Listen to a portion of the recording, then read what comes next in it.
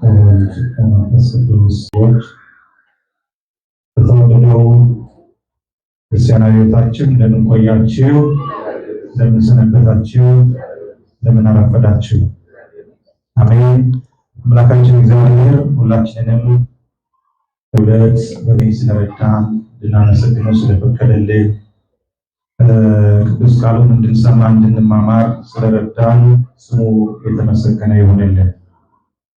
እንደ እግዚአብሔር መልካም ፈቃድ እንግዲህ የዛሬው ፕሮግራማችን የትምህርታችን ቀጣይ ክፍል ስለ ምስጢረ ሥላሴ ምሳሌዎች የሚያስረዱ ተፈጥሯዊ ምሳሌዎችን ነው የምናየው። ባለፈው ሳምንት ምስጢረ ሥላሴ በመጽሐፍ ቅዱስ በብሉይ ኪዳንና በአዲስ ኪዳን ያለውን ምስክርነት በደንብ አድርገን አይተናል። መጽሐፍ ቅዱስ ስለ ምስጢረ ሥላሴ የሚናገራቸውን ነገሮች በሰፊው ለማየት ሞክረናል። እንግዲህ ከአምስቱ አዕማደ ምስጢራት መካከል ምስጢረ ሥላሴ ነው እያየን ያለነው።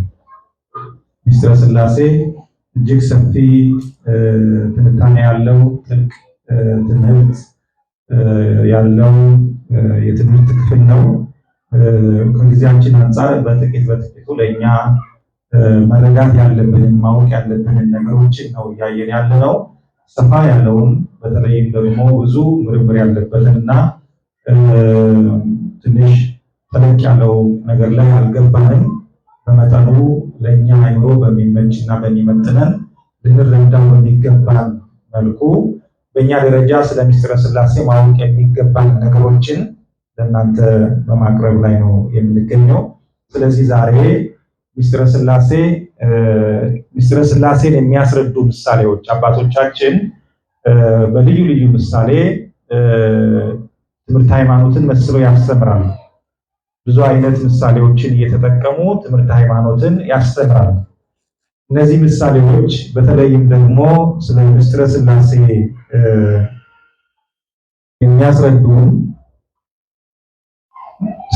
ሥላሴ የሚያስረዱ ምሳሌዎች ፍጹም ምሳሌ ይሆናሉ ብለን የምናስባቸው ወይም አባቶቻችንም ትክክለኛና ፍጹም ምሳሌዎች ናቸው ብለው አይደለም ያስተማሩት። እንዲያውም ምንድነው የሚሉት አባቶቻችን? ምሳሌ ዘይሐጽጽ ይላሉ። ጎዶሎ ምሳሌ። ለምንድነው ጎዶሎ ምሳሌ የሚሉት ወይም ምሳሌ ዘይሐጽጽ የሚሉት? የሥላሴን ምንነት በፍጹም መልኩ ሊያስረዳን የሚችል ትክክለኛ ምሳሌ ነው ብለን ሳይሆን ያንን ነገር ለመረዳት ቀላል መንገድ ሊሆን የሚችል ምሳሌ ይሆናሉ በሚል መስለው አስተምረው ነው እንጂ ፍጹም ምሳሌዎች አይደሉም ማለት ነው። ከዛ ከተመሰለው ምሳሌ በላይ ስለሆነ ምስጢረ ሥላሴ ከምሳሌዎች ሁሉ በላይ ነው። በምንም አይነት ምሳሌ ልንመስል አንችልም። የእመቤታችንም ትምህርት አባቶቻችን ሲያስተምሩ ሰምታችሁ ከሆነ ቅዳሴ ማርያም ላይ አባ ሕርያቆስ በምንና በማን ምሳሌ እንመስልሻለን ይላሉ ብሎ አይደለም? አባ ሕርያቆስ በማንና በምን ምሳሌ እንመስልሻለን ማለት የተመሰሉት ምሳሌዎች ትክክለኛ ለእሷ የሚመጥናት ምሳሌ አይደለም። የተጠቀሙት ምሳሌ ነው እንጂ ፍጹም የሆነ ምሳሌ አይደለም። እና ዛሬ አባቶቻችን በትምህርታቸው ሲያስተምሩ ስለ ምስጢረ ሥላሴ ሲያስረዱን በምሳሌ ያስተማሯቸውን 3 ምሳሌዎችን እናያለን። እንግዲህ ምስጢረ ሥላሴ ባለፈው በተማርነው ትምህርት ምስጢረ ሥላሴ በሰፊው የሚያስረዳን የአብ ወላዲነት፣ የወልድ ተወላዲነት፣ የመንፈስ ቅዱስ ሰራጺነት በሰፊው የምንረዳበት ክፍል ነው። ይሄ ማለት ምን ማለት ነው? አብ ተወላዲ አይባልም፣ ወልድ ወላዲ አይባልም፣ መንፈስ ቅዱስ ሰራጺ እንጂ ወላዲ ወይም ተወላዲ ሊባል አይችልም። እያንዳንዳቸው የየራሳቸው ግብር ስላላቸው እነዚህ ነገሮች ለይተን ሥላሴ አንድም ሶስትም ናቸው ስንል አንድነታቸው ሶስትነታቸውን የእያንዳንዳቸውን ከነግብራቸው እንዲሁም ደግሞ ከነስማቸው ነው የተማርነው፣ በጥልቀት የተማርነው ማለት ነው። ስለዚህ አብ ተወላዲ አይባልም፣ ወልድ ወላዲ አይባልም፣ መንፈስ ቅዱስም ወላዲ ወይም ተወላዲ አይባልም። መንፈስ ቅዱስ ሰራጺ ነው። አብ ወላዲ ነው። ወልድ ደግሞ ምንድነው? ተወላዲ ነው። ስለዚህ ሶስት አካላት ለየብቻ የሚታወቁባቸው የግብር ስሞች ናቸው። ሊቃውንት አባቶቻችን በሃይማኖተ አበው ምሳሌ መስለው ቅድም ያልኩት ሲያስተምሩ ምሳሌ ዘይሐጽጽ ያሉት ወይም ጎዶሎ ምሳሌ በማለት አንዳንድ ምሳሌዎችን ያቀርባሉ። ምሳሌውንም ጎዶሎ የሚባሉበት ወይም የሚሉበት ምክንያት ለምስጢረ ሥላሴ ሙሉ በሙሉ ምሳሌ የሚሆኑ ስለማይሆኑ ሙሉ በሙሉ ምሳሌ የሚሆን ስላጡ ነው። ይሁንና ምሳሌ ከሚመሰልበት ነገር እንደሚያንስ ቢታወቅም ለማስተማር ግን ይጠቅማልና ቤተክርስቲያን ነገር ሃይማኖትን በምሳሌ ታስረዳለች። ይህንንም የሥላሴን ሦስትነትና አንድነት ሐዋርያት ከጌታችን ከኢየሱስ ክርስቶስ በተማሩት መሰረት በሚከተሉት ሶስት ምሳሌዎች በሚገባ ገልጸውታል ይላል። እንግዲህ በሐዋርያት ስለ ሥላሴ አንድነትና ሦስትነት በተለይም ጌታችን መድኃኒታችን ኢየሱስ ክርስቶስ በሚያስተምራቸው ጊዜ ያስረዳቸው ያስተማራቸው ትምህርት መነሻ በማድረግ እነሱም ምሳሌ መስለው ስለ ሥላሴ አንድነት ሦስትነት በሚያስተምሩበት ጊዜ በሚያስረዱበት ጊዜ ምሳሌዎችን እየመሰሉ አስተምረዋል። በዚህ መሰረት አንደኛ ለሥላሴ አንድነትና ሦስትነት ተፈጥሯዊ ምሳሌ ከሚሆኑት መካከል አንዱ የሰው ተፈጥሮ ነው። የሰው ልጅ ተፈጥሮ ሰው በነፍሱ ሦስትነት አለው ይላል። ባለፈው ስለ ስነ ፍጥረት ስንማር የሰው አፈጣጠር ላይ ስንደርስ ወይም ሰው የተፈጠረባቸው ነገሮች በምንመለከትበት ጊዜ ሰው ከአራቱ ባህሪያተ ሥጋና ከሶስቱ ምንድነው የተፈጠረው? ከሶስቱ ምን ባህሪያተ ነፍስ፣ አራት ባህሪያተ ሥጋ፣ ሶስት ባህሪያተ ነፍስ። እነዚህ ሶስቱ ባህሪያተ ነፍስ የሚባሉት በነፍሱ ሦስትነት አለው ይላል። ይኸውም ልብነት፣ ቃልነት፣ ሕያውነት። በስነ ፍጥረት ትምህርታችን ላይ ስንማር በሰው ውስጥ እግዚአብሔር ለባዊነት፣ ነባቢነት፣ ሕያውነትን አስቀምጧል ብለን አስቀምጠናል። ለባዊነት የሚለው ልብነት ነው። ነባቢነት የሚለው ቃልነት ነው። ሕይወትነት የሚለው ደግሞ ሕያውነት ብለን የተማርነው ማለት ነው። ስለዚህ እነዚህ ሶስት ነገሮች በሰው ውስጥ እግዚአብሔር አስቀምጧል። በሰው ነፍስ በልብነቷ ማን አለ? አብ አለ። በቃልነቷ ወልድ አለ። በሕይወትነቷ ደግሞ ማን አለ? መንፈስ ቅዱስ ይመሰላሉ ማለት ነው። በምሳሌ እነዚህ ይመሰላሉ።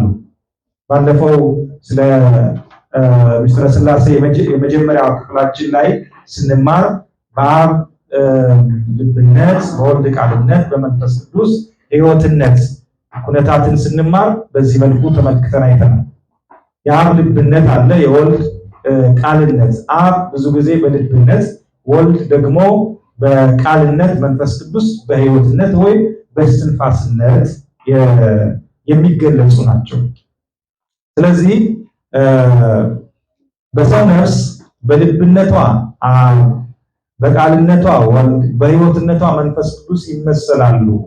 የነፍስ ልብነቷ፣ ቃልነቷ፣ ሕይወትነቷ ከራሷ ታስገኛለችና ቃልና ሕይወት ከአንዷ ልብ ስለተገኘ በከዊን ወይም በመሆን ልዩ እንደሆኑ በመናገርም ይለያሉ። እንዲሁም አብ ወልድን በቃል አምሳል ወለደው፣ መንፈስ ቅዱስንም በእስትንፋስ አንጻር አሰረጸው ይላል። ይሄ ግብራቸውን የሚያሳይ አብ ወልድን ወለደው፣ መንፈስ ቅዱስን አሰረጸው። መንፈስ ቅዱስ ከአብ የሚሰርጽ መሆኑን ባለፈው አይተናል። ወልድ ደግሞ ከአብ የሚወለድ መሆኑ። ይሄ ማለት አብ ወልድን ስለወለደው መንፈስ ቅዱስን ስላሰረጸው ከወልድና ከመንፈስ ቅዱስ ይበልጣል ማለት አይደለም። ወይም ደግሞ ከነርሱ አስቀድሞ ኖረ ማለት አንችልም። አብ ወልድ መንፈስ ቅዱስ በአንድነት ያለ መለያየት ያለ መነጣጠል ለዘላለም ጸንተው በአንድነት የሚኖሩ ናቸው። አብ ወልድ መንፈስ ቅዱስ ብለን ሶስት ብንል ሶስት አምላክ ሳይሆን አንድ አምላክ አንድ እግዚአብሔር ብለን እናምናለን። ስለዚህ የሰው ልጅ ተፈጥሮ የሰው ልጅ በውስጡ ልብነት፣ ቃልነት፣ ሕይወትነት ወይም እስትንፋስነት ያለው በመሆኑ ለአብ ለወልድ ለመንፈስ ቅዱስ ተፈጥሯዊ ምሳሌ ሆኖ አባቶቻችን አስተምረውናል ማለት ነው። ሁለተኛ የፀሐይ ተፈጥሮ፣ ሁለተኛ ምሳሌ የፀሐይ ተፈጥሮ ነው። ፀሐይ የሥላሴ አንድነትና ሶስትነት ምሳሌ ሆነው አባቶቻችን አስተምረውበታል። ቅድም እንዳለው ነው። ምሳሌ ብለን ስንል ፍጹም የሆነ ምሳሌ አይደለም። በራሱ ጉድለት ሊኖርበት ይችላል። የሥላሴን አንድነትና ሶስትነትን በትክክል የሚገልጽ ሳይሆን ለምሳሌነት አባቶቻችን ለማስተማር የተጠቀሙበት መሆኑን በዚህ መልኩ እኛም እንድንረዳ ለማሳሰብ እወዳለሁ። ፀሐይ አንድ ሲሆን ሶስትነት አለው። ፀሐይ አንድ ናት አይደል? ስናያት በሰማይ ላይ አንድ ሆና ነው የምትታየው። በውስጧ ግን ሶስት ነገር አለ። ክብ ናት፣ አንድ ክበብ አለው። ሁለተኛ ብርሃን አላት፣ ብርሃን ትሰጣለች። ሶስተኛ ሙቀት አለው ማለት ነው። ሶስት ነገሮችን ትይዛለች ማለት ነው። ነገር ግን ስትታይ ስንት ናት? ስንት ፀሐይ ናት? አንድ ፀሐይ ናት። ሶስት ፀሐይ አንልም፣ አንድ ፀሐይ ነው የምንለው። ብርሃን፣ ሙቀት፣ ክበብ አላት። ነገር ግን እነዚህ ሁሉ ሶስቱ ነገሮች በአንድነት ፀሐይ በሚለው ውስጥ ያለ ነው። ፀሐይ አንድ ሲሆን ሶስትነት አለው። ይኸውም ክበቡ፣ ብርሃኑ፣ ሙቀቱ ነው።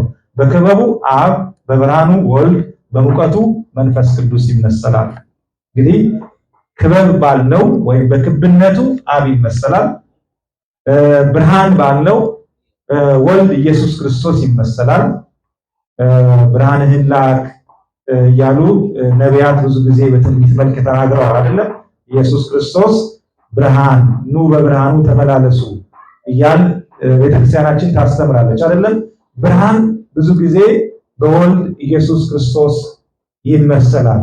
አነ ውእቱ ብርሃኑ ለዓለም፣ እኔ የዓለም ብርሃን ነኝ ብሎ ስለራሱ የዓለም ብርሃንነትም ጌታችን ኢየሱስ ክርስቶስ ተናግሯል።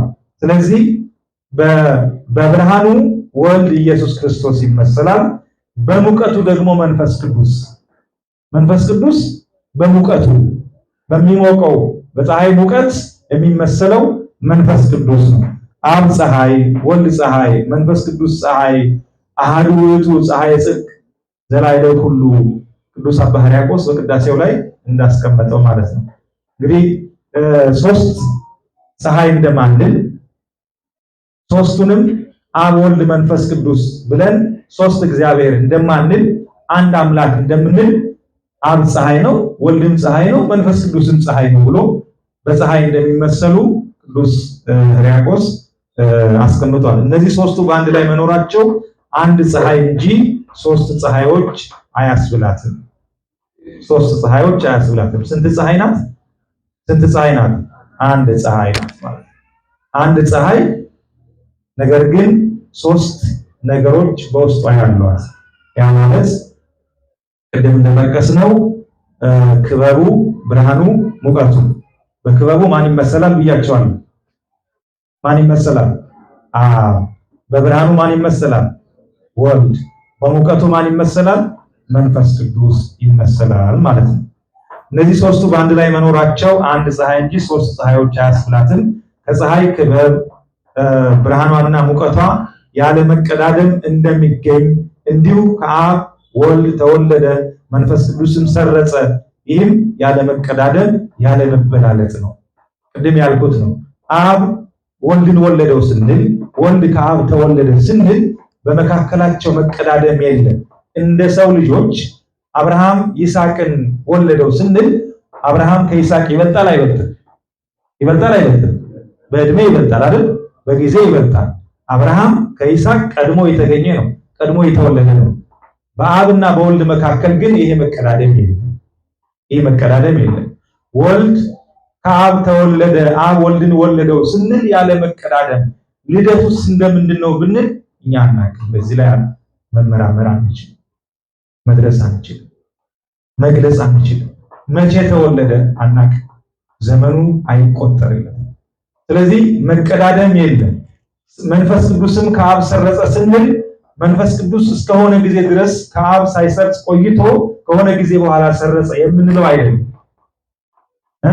የመንፈስ ቅዱስ ከአብ መስረጽ፣ የወልድ ከአብ መወለድ፣ የአብ ወልድን መውለድና መንፈስ ቅዱስን ማስረጽ በመካከላቸው የጊዜ ወይም ደግሞ የአኗኗር መቀዳደም የለበትም። ሶስቱ አይለዋወጡም፣ አይቀዳደሙም፣ አንዱ አንዱን አይቀድመውም ማለት ነው። አብ ወልድ መንፈስ ቅዱስ በአንድነት ለዘላለም የኖሩ ናቸው ማለት ነው። ይህንን ነው ከፀሐይ ክበብ ብርሃኗና ሙቀቷ ያለ መቀዳደም እንደሚገኝ ፀሐይ ስትወጣ ፀሐይ በወጣችበት ቅጽበት ክበቡ አለ፣ ሙቀቱ አለ፣ ብርሃኑ አለ። ስለዚህ መቀዳደም በመካከላቸው እንደሌለ የአብና የወልድ የመንፈስ ቅዱስን ግብራቸውም እንደዚሁ በመካከላቸው መቀዳደም ያለበት አይደለም። ከፀሐይ ሶስት ኩነታት ብርሃኗ ብቻ ከዓይናችን ጋር እንደሚዋሃድ ከሥላሴም ብርሃን ዘበአማን እውነተኛ ብርሃን የተባለ ወልድ ኢየሱስ ክርስቶስ ብቻ በተለየ አካሉ የሰውን ባህሪ ተዋህዷል ይላል። ብርሃን የፀሐይ ብርሃን ወደ ዓይናችን ገብቶ ከዓይናችን ጋር ተዋህዶ መልሰን ዓለምን ማየት የምንችልበትን ብርሃን የምናገኘው ብርሃኑ የፀሐይ ብርሃን ከዓይናችን ጋር ሲዋሃድ ነው። ያ ማለት ምንድነው? እዚህ ጋር እውነተኛ ብርሃን የተባለው ከፀሐይ ከብርሃኗ ጋር የተመሰለው ጌታችን መድኃኒታችን ኢየሱስ ክርስቶስ ወልድ ከእመቤታችን ከቅድስት ድንግል ማርያም ከስጋዋ ስጋ ከነፍሷ ነፍስ ነስቶ ሰው ሆኖ የሰውን ባህሪ ተዋህዶ ወደዚህ ዓለም መምጣቱን ለምሳሌ ሲያስቀምጡ ነው። ሶስተኛው የእሳት ተፈጥሮ ነው። እንግዲህ አንድ ብለን የሰውን ተፈጥሮን አይተናል። ከሥላሴ ጋር በምን የሥላሴ ምሳሌ ተፈጥሯዊ ምሳሌ የሰው ልጅ አፈጣጠር እንዴት ሊገልጽ ይችላል የሚለውን የሰው ተፈጥሮ አይተናል። ሁለተኛ የፀሐይ ተፈጥሮ አይተናል። አሁን ሶስተኛ ደግሞ የእሳት ተፈጥሮ እናያለን። እሳት አንድ ሲሆን ሶስትነት በውስጡ አለ። ሶስትነት አለው። ይሄውም አካሉ፣ ብርሃኑ፣ ዋዕዩ። እሳት አካል አለው፣ የሚታይ አካል አለው አይደለም? በሚነድበት ሰዓት አካል አለው። ቀጥሎ ብርሃን አለው፣ ብርሃን ይሰጣል። ሶስተኛ ዋዕይ አለው፣ ያቃጥላል። የማቃጠል ባህሪ አለው። ወይም ደግሞ ሙቀት አለው፣ ሙቀት ይሰጣል። በአካሉ አብ ቅድም እንዳለው ፀሐይ ክበቡ በአብ ይመሰላል ብለናል አይደለም? አሁንም በእሳት ጋር ስንመጣ ደግሞ በአካሉ ማን ይመሰላል? አብ ይመሰላል። በብርሃኑ ወልድ ይመሰላል። በዋዕዩ ወይም በሙቀቱ ደግሞ መንፈስ ቅዱስ ይመሰላል። አባ ሕርያቆስ የጠቀሱትን እዚህ ጋር አሁን መጥቀስ እንችላለን። አብ እሳት ነው፣ ወልድ እሳት ነው፣ መንፈስ ቅዱስ እሳት ነው። አብ እሳት፣ ወልድ እሳት፣ መንፈስ ቅዱስ እሳት፣ አሐዱ ውእቱ እሳተ ሕይወት ዘእማርያም ብሎ ተናግሯል አባ ሕርያቆስ። አምላክህ እግዚአብሔር በዚህ በኦሪት ዘዳግም ላይ ምዕራፍ 4 ቁጥር 24 ላይ ሙሴም ሲናገር አምላክህ እግዚአብሔር የሚባላ እሳት ቀናተኛም አምላክ ነው ብሎ ተናግሯል። ይሄ ማለት እግዚአብሔር ወይም ደግሞ ሥላሴ በእሳት ምሳሌ ተመስሎ ይነገራል የሚለውን መጽሐፍ ቅዱሳዊ ምስክርነት እንዲሁም ደግሞ የአባቶቻችን ትምህርት ምስክርነት የተቀመጠበት ነው። ስለዚህ የእሳት ተፈጥሮ የሥላሴን አንድነትና ሶስትነት የምንረዳበት አንድ ምሳሌ ነው። ራሱን የቻለ ምሳሌ ነው። በአካሉ አብ ይመሰላል ብለናል። በብርሃኑ ወልድ ይመሰላል ብለናል። ቀጥሎ በዋዕዩ ዋዕይ ማለት ማቃጠል ባህሪው ነው። ዋዕይ የምንለው የማቃጠል ባህሪው ወይም ደግሞ ሙቀቱ፣ በሙቀቱ መንፈስ ቅዱስ ይመሰላል። ይህንን ቅዱስ ሕርያቆስ ያስቀመጠውን አይተናል። በመቀጠልም እኔና አባቴ መንፈስ ቅዱስም እሳትና ነበልባል ፍምም ነን በማለት ጌታችን መድኃኒታችን ኢየሱስ ክርስቶስ ለሐዋርያት ስለ ሥላሴ አንድነትና ሶስትነት ሲናገር ገልጿል። ሥላሴ በፀሐይና በእሳት መመሰላቸውንም ጌታችን ኢየሱስ ክርስቶስ ለሐዋርያት ሲናገር እኔና አባቴ መንፈስ ቅዱስም እሳትና ነበልባል ፍምም ነን። አባ ሕርያቆስ በደንብ ነው ይሄንን የሚናገረው ቅዳሴው ላይ የቅዳሴ ማርያም መጽሐፉ ላይ በደንብ በሰፊው ይናገራልና ያንን መጽሐፍ በደንብ ልታነቡት ጥሩ ነው። ይሄንኑን አስተምሮ ሐዋርያት ቀለሜንጦስ በተባለው መጽሐፋቸው ላይ ጽፈውታል። ጌታችን መድኃኒታችን ኢየሱስ ክርስቶስ የጻፈውን ትምህርት ቅዳሴ ሰለስቱ ምዕት ላይ ስትመለከቱ በደንብ አድርጎ አስተምረዋል። ሐዋርያት አስቀምጠዋል። ያንን ሰለስቱ ምዕት ቅዳሴ ላይ ትምህርቱን እናያለን ማለት ነው። እንግዲህ ሶስት ተፈጥሯዊ ምሳሌዎችን አይተናል። አንደኛው የሰው ተፈጥሮ፣ ሁለተኛ የፀሐይ ተፈጥሮ፣ ሶስተኛ የእሳት ተፈጥሮ። በእነዚህ በሶስቱ ምሳሌዎች ሥላሴን እንድንረዳ የሥላሴን አንድነትና ሶስትነት እንድንረዳ አባቶቻችን በዚህ መልኩ አስረድተዋል ማለት ነው። እንግዲህ ምስጢረ ሥላሴን ለማጠቃለል የቀሩ ትምህርቶች አሉ። ነገር ግን አጠር አድርገን ለማጠቃለል በዚህ ላይ እንሞክራለን። አንድ ያላካተትነው ነገር ቢኖር ምናልባትም የስህተት ትምህርቶች በምስጢረ ሥላሴ ላይ የተነሱ የስህተት ትምህርቶችና አስተማሪዎች ወይም መናፍቃን በምስጢረ ሥላሴ ዙሪያ ላይ የተለቀቁ ወይም ደግሞ እነዚህ መናፍቃን የተባሉት ያስተማሯቸው ትምህርቶች እነሱ ምናልባት ከጊዜ አንጻር የኮርሱ ጊዜ ስለረዘመ ያንን ፓርት ብቻ ለማለት ሞክሬያለሁ። እንግዲህ በምስጢረ ሥላሴ ትምህርታችን ውስጥ ባጭሩ እንድንረዳ የተሞከረው ኦርቶዶክስ ተዋሕዶ ቤተክርስቲያን ምስጢረ ሥላሴን በተረዳ ነገር ሥላሴ አንድ ሲሆኑ ሶስት ሲሆኑ አንድነቱ ሶስትነቱን ሳይጠቀልለው ሶስትነቱ አንድነቱን ሳይከፋፍለው በህልውና ተገናዝበው የሚኖሩ መሆናቸውን ለማስረዳት ተሞክሯል። ቤተክርስቲያንን በዚህ እንደምታምን ኦርቶዶክሳዊ እምነታችን በዚህ ላይ የተመሰረተ መሆኑን እንድንረዳ ብዙ የመጽሐፍ ቅዱስን የአባቶቻችንን ትምህርት አምጥተን ለማስረዳት ሞክረናል። ከዚህም ባለፈ እግዚአብሔር ለሰው ልጆች ራሱን የገለጠበት ነቢያት የመሰከሩት ስለ ምስጢረ ሥላሴ የመሰከሩት ወልደ እግዚአብሔር በተለየ አካሉ ሰው ሆኖ ያስተማረው ሐዋርያትን በዓለም ዞረው የሰበኩትን ምስጢር መሆኑን በደንብ ለመረዳት ሞክረናል ማለት ነው። ስለዚህ በምስጢረ ሥላሴ ላይ ጥያቄ ያላችሁ ማወቅ ሲገባችሁ ያላወቃችሁት ምናልባት በዚህ በምስጢረ ሥላሴ ትምህርታችን ዙሪያ ላይ ያልተረዳችሁት ያልገባችሁ ነገር ካለ ጥያቄ ልታመጡልን ወይም ልትጠይቁ ጥያቄውን እንመልሳለን። በቀጣይ በሚኖረን ክፍለ ጊዜ ጥያቄውን እንመልሳለን። ጥያቄ ያላችሁ ሰዎች ጥያቄያችሁን አዘጋጅታችሁ ልትልኩልን ትችላላችሁ። እንግዲህ እኛም ደግሞ እንደ አባቶቻችን ምንም እንኳን ሥላሴን በስም በአካል በግብር ሶስት ናቸው ብንልም ሶስቱ በባህሪ በመለኮት በህልውና በፈቃድ አንድ ናቸው፣ አንድ አምላክ እንጂ ሶስት አማልክት አንልም።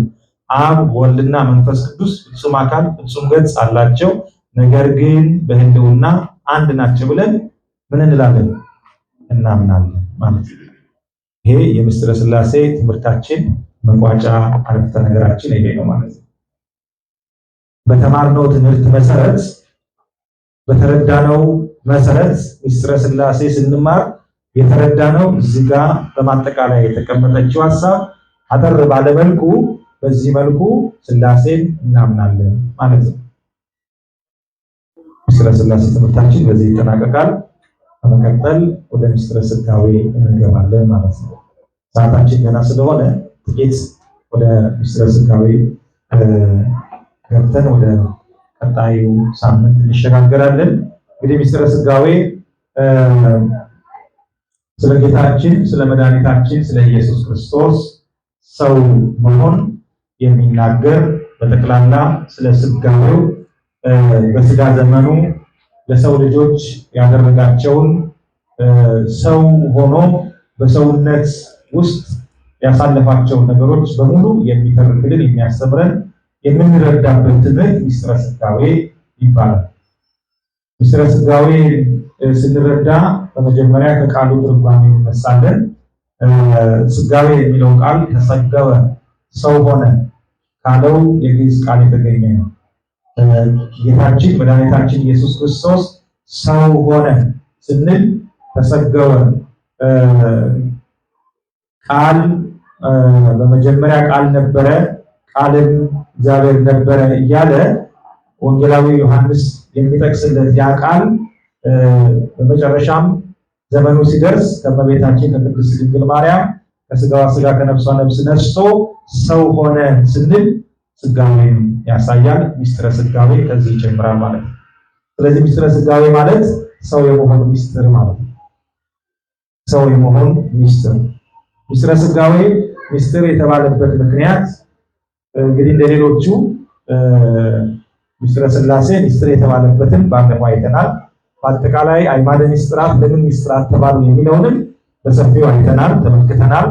ስለዚህ ምስጢረ ስጋዌ ምስጢር የተባለበት ምክንያት እግዚአብሔር ዓለምን ከፈጠረበት ጥበቡ ይልቅ ዓለምን ያዳነበት ጥበቡ ይረቃልና ሐዋርያው ቅዱስ ጳውሎስ ስለዚህ ነገር ሲናገር ምን ይላል? በአንደኛ ጢሞቴዎስ ምዕራፍ 3 ቁጥር 6 ላይ እግዚአብሔርን የመምሰል ምስጢር ያለ ጥርጥር ታላቅ ነው፣ በስጋ የተገለጠ እያለ ስለ ጌታችን ስለ መድኃኒታችን ስለ ኢየሱስ ክርስቶስ ሰው ስለመሆንና ስጋን ስለማዋሃዱ ሲናገር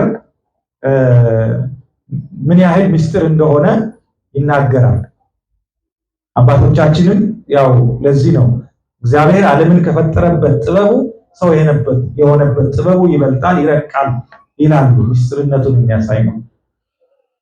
ምስጢረ ስጋዌ እግዚአብሔር ወልድ ሰው የመሆን ከእመቤታችን ከቅድስት ድንግል ማርያም መወለዱን የሚያስረዳ ታላቅ ምስጢር ነው። ምስጢረ ስጋዌ የሚያስረዳን የሚነግረን የእግዚአብሔር ወልድ ቅድም ስለ ምስጢረ ሥላሴ ስንነጋገር ስንማማር እግዚአብሔር ወልድ አብ ወልድ መንፈስ ቅዱስ ብለን ተምረናል። ከሶስቱ ቅዱስ አንዱ ቅዱስ ወልድ ኢየሱስ ክርስቶስ እግዚአብሔር ወልድ የምንለው ማለት ነው ሰው የመሆን ከእመቤታችን ከቅድስት ድንግል ማርያም መወለዱ የሚያስረዳ ታላቅ ምስጢር ነው። በዚህ ዙሪያ ላይ ነው የሚያስረዳ። እንግዲህ ምስጢረ ስጋዌ ለቅምሻ ያክል በዚህ ለመጀመር ማለት ነው። በቀጣይ ምስጢረ ስጋዌን ለመጨረስ አምላክ ለምን ሰው ሆነ፣ ሰው መሆን ለምን አስፈለገው የሚለውን መነሻ አድርገን ምስጢረ ስጋዌን በቀጣይ ሳምንት እናጠናቅቃለን ማለት ነው። ምስጢረ ስጋዌን ስንጨርስ ከአምስቱ አዕማደ ምስጢራት ስንት ነው የሚቀረን? ስንት ይቀረናል? 3 ይቀራል አይደል? ምንና ምን? ምስጢረ ጥምቀት፣ ምስጢረ ቁርባንና ምስጢረ ትንሣኤ ሙታን ይቀሩናል ማለት ነው። ረጅም ጊዜ ወስደናል፣ እየጨረስን ነው። የጀመርን ሰዎች እንደምንም በቻልነው አቅም ኮርሱ እስከ መጨረሻው ድረስ እንዲያልቅ ወይም ተምረን ለመጨረስ ባትቀሩ ጥሩ ነው፣ ሙሉ እንዲሆን ማለት ነው። የጀመርነው ትምህርት ከመጀመሪያው እስከ መጨረሻው ድረስ ያለውን በደንብ አድርገን አውቀን ተምረን ተረድተን እንድንጨርሰው መሆን አለበት። እንግዲህ እስከዚህ ድረስ አድርሰናል። የቀረን ጥቂት ጊዜ ነው። ምናልባትም በ2-3 ሳምንታት ውስጥ ልንጨርስ እንችላለንና እግዚአብሔር የጀመርነውን ለመፈጸም ያብቃን። ያስተማረን የመከረን የአባቶቻችን አምላክ እግዚአብሔር ስሙ የተመሰገነ ይሁንልን።